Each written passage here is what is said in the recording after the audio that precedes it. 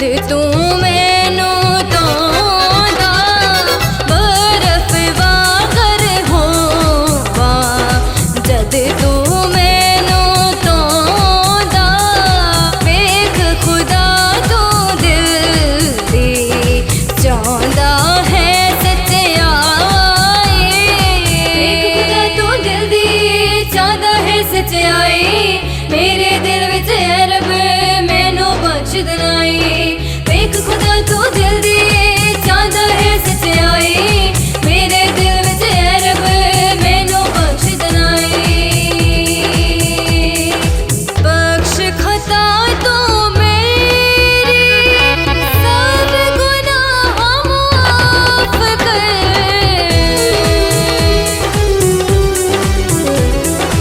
बख्श खता तो मेरी सब गुनाह माफ कर दे तू अपनी पाक रूह मैनू पाक साफ कर दे तू अपनी पाक रूह मैनू पाक साफ कर वेख खुदा तू दिल दी चाहंदा है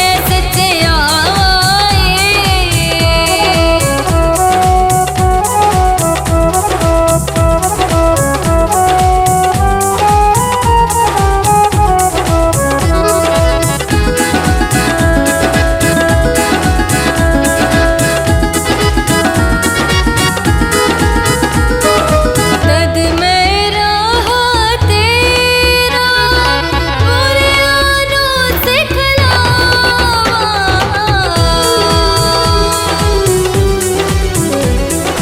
तद मेरा तेरा बुरानों से खलावा तो बात देओ करनगे जदों मैं सुनावा तो बात देओ करनगे जदों मैं सुनावा वेख खुदा तू दिल दी चाहंदा है सच्चाई मेरे दिल विच ऐ मैनू बख्श दनाई वेख खुदा तू दिल दी चाहंदा है सच्चाई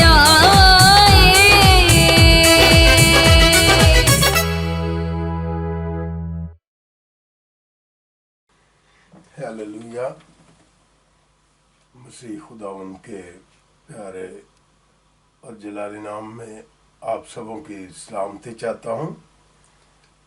आइए आज के जिंदा कलाम के लिए खुदावंद से पाक रूह का मसा मांगे। हम अपने सरों को खुदावंद की हुजूरी में झुकाएंगे।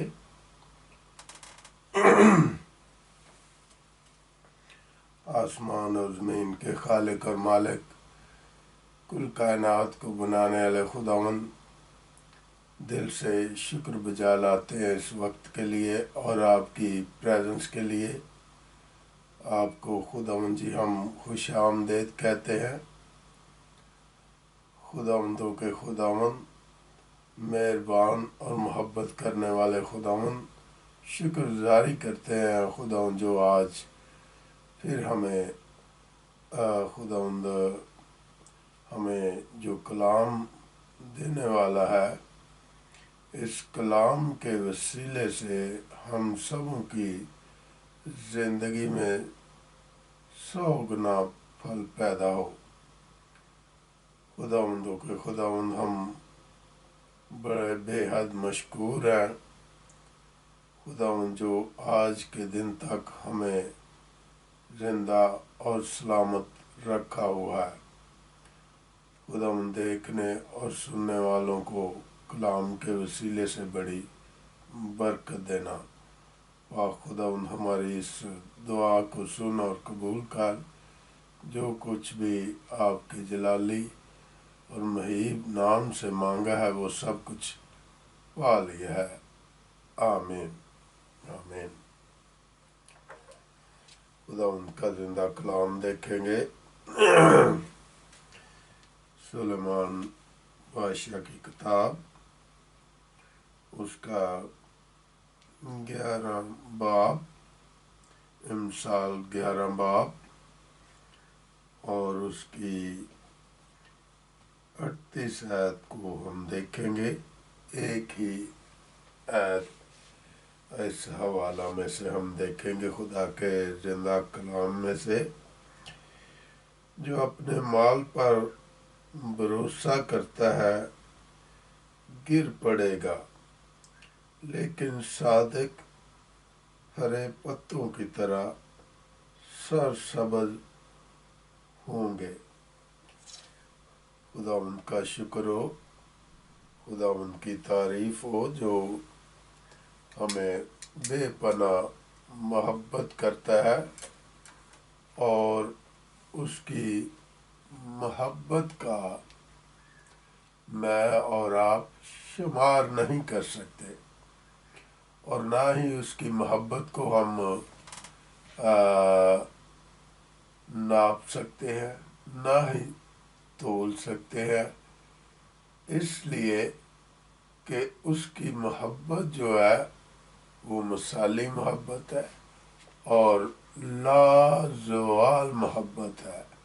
میرے عزیزو، خداوند یسوع مسیح کے علاوہ ہم کسی کو بھی، کسی انبیاء میں سے کسی کو بھی نہیں دیکھتے جس نے خداوند یسوع مسیح کی مانند محبت کی ہو۔ اس لیے ہمیں یہ کلام میں لکھا ہوا ملتا ہے، یوحنا کی انجیل اس کا 3 باب، اس کی 16ویں آیت میں لکھا ہوا ہے، خدا نے دنیا سے ایسی محبت کی کہ اس نے اپنا اکلوتا بیٹا بخش دیا، تاکہ جو کوئی اس پر ایمان لائے ہلاک نہ ہو بلکہ ہمیشہ کی زندگی پائے۔ میرے عزیزو، یہ جو کلام ہے یہ ہمیشہ کی زندگی کے لیے بنی نوع انسان کو بخش دیا گیا ہے، اور اسی کلام ہی کے وسیلے سے اور پاک پربھو یسوع مسیح کے نام کے وسیلے سے اور اس کی محبت ہی کے باعث ہم اس کے پاک کلام کے وسیلے سے اور یسوع کے نام سے کیا جو ہے ہمیں حکمت اور دانائی ملتی ہے۔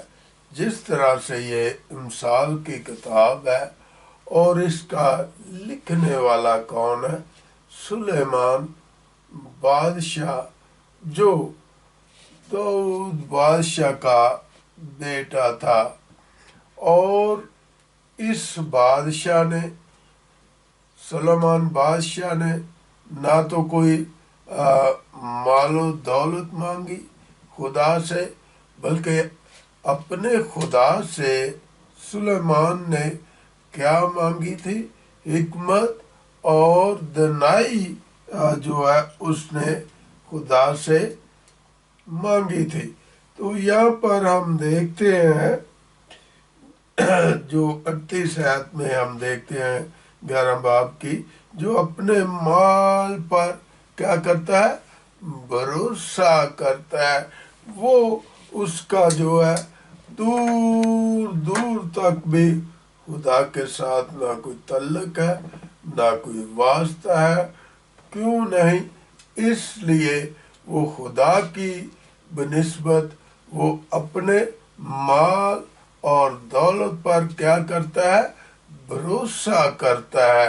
میرے جو ہمیں کلام ہی میں سے ہم ایسے تکبر اور گھمنڈ اور غرور اور شیخی کی مثالیں ملتی ہیں، جس طرح سے ہم دیکھتے ہیں کہ جب داؤد بادشاہ کے سامنے جاتی جولیت کھڑا ہوا تو اس کو اپنے زور پر بھروسہ تھا، اپنی طاقت پر بھروسہ تھا، اور یقینی بات ہے کہ وہ فلسطینیوں کی جو فوج تھی اس کا وہ ایک جنگجو بہادر تھا، اور یقینی بات ہے اس کو اپنے زور پر بھی بھروسہ تھا اور اس کو اپنے مال و دولت پر بھی بھروسہ تھا۔ لیکن جو خدا کا بندہ داؤد بادشاہ کو ہم دیکھتے ہیں جو اس سے قد میں بھی بہت چھوٹا تھا اور جسامت میں بھی اس کے مقابلے میں بہت کم تھا، تو اس نے اس کو جو ہے ڈھیر کر دیا۔ کیوں ڈھیر کر دیا تھا؟ اس لیے کہ وہ خدا پر توکل اور بھروسہ رکھتا تھا، جس کے باعث جاتی جولیت کو اس نے جو ہے ڈھیر کر دیا اور موت کی نیند اس کو سلا دیا۔ میرے عزیزو، یہ ہے گھمنڈ کی بات، جو اس کا گھمنڈ جو ہے خدا کے بندہ داؤد بادشاہ نے اس کو خاک میں جو ہے ملا دیا تھا۔ میرے عزیزو، یہ سلیمان بادشاہ جو اسی داؤد بادشاہ کا بیٹا ہے، اس نے جو ہے خدا سے مال و دولت نہیں مانگا تھا، بلکہ خدا سے کیا مانگی تھی؟ حکمت اور دانائی مانگی تھی۔ تو میرے عزیزو، جب حکمت اور دانائی خدا دے دیتا ہے تو دنیا کی چیزیں بھی جو ہے وہ روپیہ، پیسہ اور دیگر جو مال دولت ہوتا ہے وہ بھی خدا جو ہے حکمت کے باعث کیا کر دیتا ہے؟ عطا کر دیتا ہے۔ اور یہ سلیمان بادشاہ جو ہے اس نے جو ہے جو حکمت خدا سے مانگی تھی۔ میرے عزیزو، ہم دیکھتے ہیں بہت سارے لوگ ایسے بھی ہم دیکھتے ہیں جو بہت مالدار تھے، اور انہوں نے ہم دیکھتے ہیں لازرس اور امیر آدمی کی بھی ہمیں جو ہے ایک بہت بڑی مثال زندہ کلام میں لکھی ہوئی ہمیں ملتی ہے۔